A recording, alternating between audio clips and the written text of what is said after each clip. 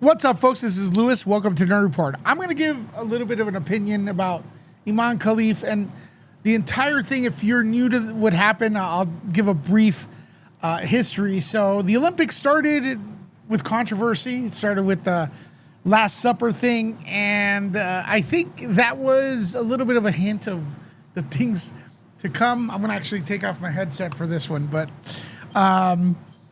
yeah, so that started off the Olympics. So it already started like a how would I say, accusation of being woke vibe on the Olympics, and a lot of controversy that had nothing to do with the players and everything. People love controversy no matter what you say. People want to see the drama and learn about the drama. But then this happened where a couple boxers that were previously disqualified because they didn't pass a gender test last year, I believe, qualified this year. They actually didn't pass a gender test, and they qualified this year. One of them is Imane Khelif, and the other one is a Thai boxer, which I should know her name, but she's winning too. Okay, and yes, I respect people if they refer to themselves as she or he or whatever. On a personal basis, but I do separate that from the science. So let me get into that. This is my opinion. Hopefully you respect it. Also, your opinion is very valuable to us here on Nerd Report. So go ahead and express yours as well in the comments. So yeah, these two fighters, from what I understand, were one of 2 of 5 that were disqualified, because it seems like, if you don't know, there's been an uptick in men trying to infiltrate women's sports to win the gold medal.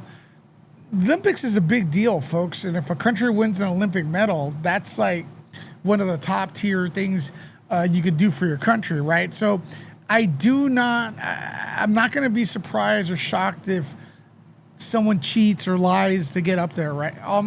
To get their name up there. By all means necessary to win. Sometimes that's the attitude from some people, whether you like it or not. That happens. So Khelif and the other fighter went on. They didn't pass a gender test. They didn't appeal. Khelif appealed. Both of them.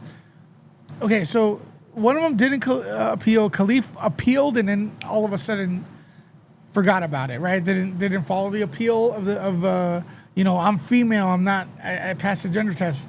That is weird. That is weird, because that, whether or not you're a man or a woman, that's like very easy to prove. So why did she decide to do that? That's iffy, right? That's iffy. And there's a few other iffy things that I'm going to go through, and we got to sometimes go back to our human instincts of seeing, hearing, and smelling.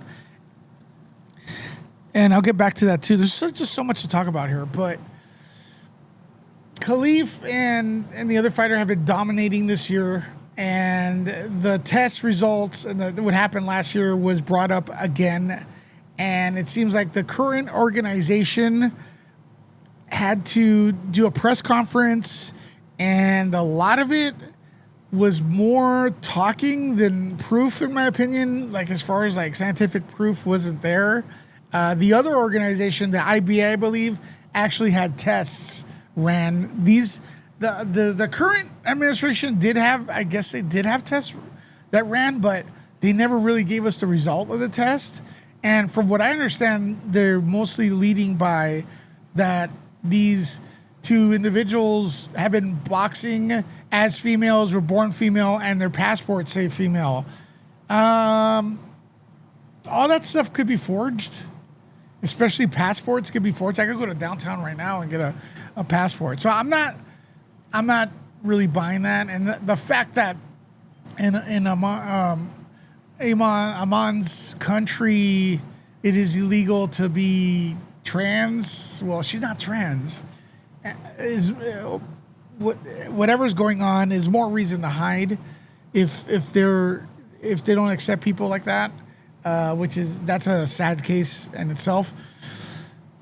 What are the results from the original test? And this is so much to talk about, folks. What are the results? Why were they disqualified from the gender test. Well, when we heard about this, a lot of people thought it was a trans issue, and it wasn't. What it was, it looks like after more press conferences from the IBA, who's no longer part of the Olympics, was that there was a high count of XY chromosomes, which are the ones that are typically, or for men, all right? The testosterone level was not elevated, from what I understand from the statement. But the thing is, the IBA, the organization where everyone, the Olympics, the current Olympics is telling us not to pay attention to, that they're corrupt, is bringing in doctors. They are bringing in people who took the test, right? And they're doing press conferences. The current Olympics is not really doing that. And anything the IBA says, if they're corrupt or whatever, could easily be disproven by a sex test, right? And they don't want to do a sex test. But check it out. I'm hearing that the female boxers did want one.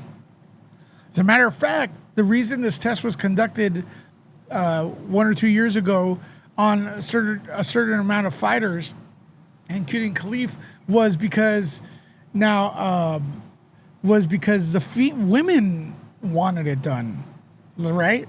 So now look, before I continue this entire video, I want to disclaim, this is stuff I've pulled. It may be wrong, so this is a mix of opinion and per my own research, and I could be 100% wrong here.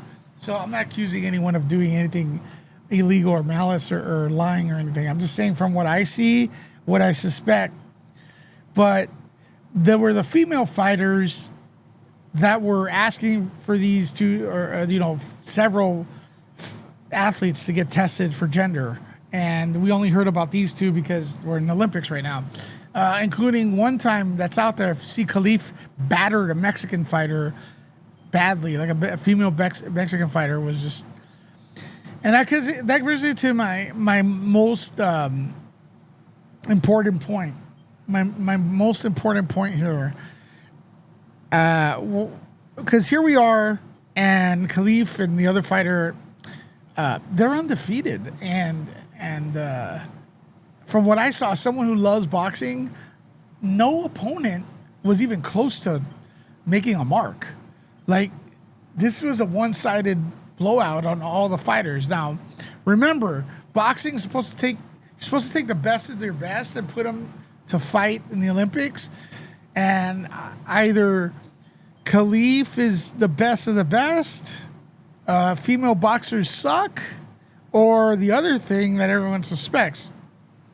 I think the biggest hint, folks, well, is the dominance.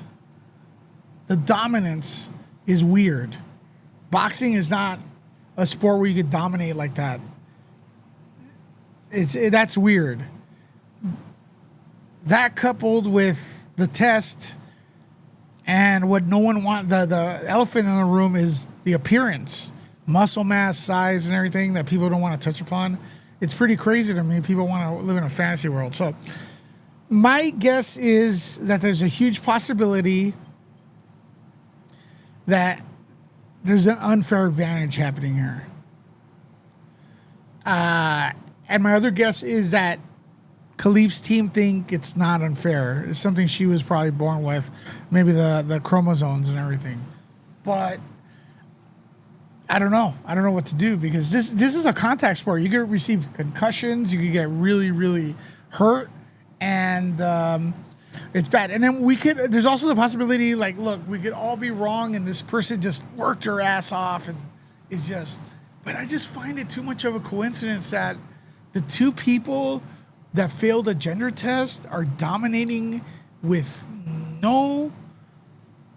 nothing coming back. Like, zero competition in those fights. Like, it's almost ridiculous stuff. So that's weird.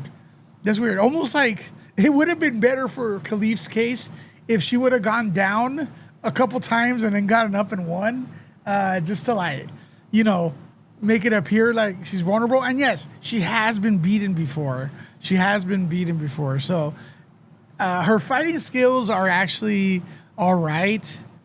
She's beatable, but this year she came in, man. She came in, and the Thai fighter that didn't pass the gender test. That's a really good fighter. So I expect gold there too. Anyways, also look, in closing, a lot of people were saying that it's a phobic thing and whatnot. You know, I don't blame people. They could only go with the information they have, and there was a lot of misinformation in the beginning. So I think the current Olympics has some explaining to do, the organizers. But let me know what you think in the comments below, Nerd Out.